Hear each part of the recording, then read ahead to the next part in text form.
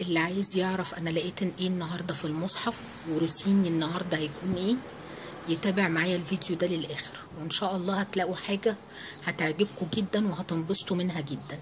انا واثقه من ده.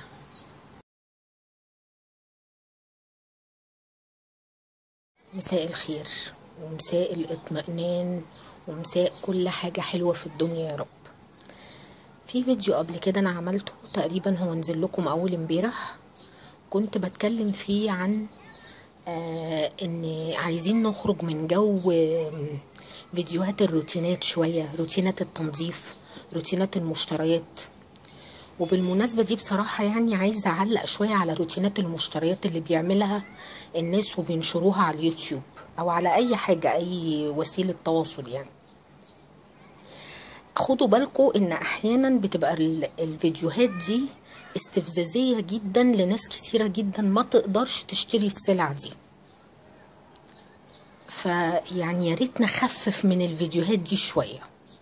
وبرضو بالنسبه اللي بيتابعوا الفيديوهات دي ما تتاثروش، هو ممكن يكون حد بيعمل مشتريات شهر، مش مشتريات يوم ولا يومين، ممكن تبقى مشتريات شهرين 3 عشان يخلي عنده الحاجه لفتره طويله، يعني ليهم اسبابهم يعني. فانا بس بحاول اخفف عن الناس اللي بتبقى متضايقه من الفيديوهات دي، لان بصراحه يعني انا عارفه بتبقى في ناس بيبقى صعبان عليها ان اولادها ما يقدروش يوفروا لهم حاجه زي كده.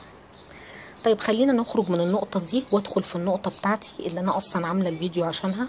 احنا كنا اتفقنا ان احنا يبقى عندنا روتين احلى بكتير من روتينات التنظيف وروتينات المشتريات. هو الحمد لله كل بيوتنا نظيفة وجميلة وما فيش حد بيقعد في بيت مش نظيف، كله الحمد لله زي الفل. طيب تعالوا بقى نشوف انا النهاردة لما قررت افتح المصحف فتحت لقيت ايه.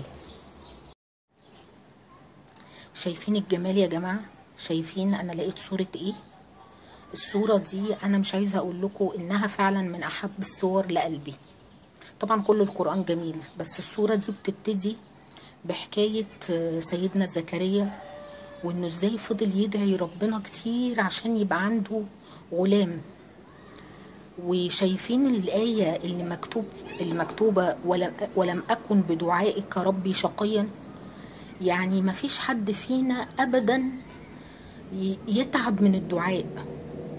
بصوا أنا قررت إن الصورة دي هتبقى هي الروتين بتاعي النهاردة في قراءة القرآن، لأن فعلا الصورة دي أنا لما بقراها بحس إن يعني بحس براحة نفسية كبيرة جدا جدا جدا. ويا ريت تجربوا تقروها انتوا كمان النهارده.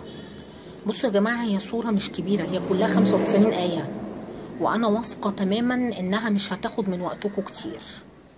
بصوا خلينا نجرب مع بعض كده ونشجع بعض على الروتين ده، لان صدقوني هو ده الروتين اللي فعلا هتحسوا بعديه براحه كبيره جدا جدا جدا، وهتنبسطوا جدا وهتاخدوا ثواب وهترضوا عن نفسكم وربنا كمان هيرضى عنكم، وهتشوفوا معجزات الدعاء كانت عاملة ازاي.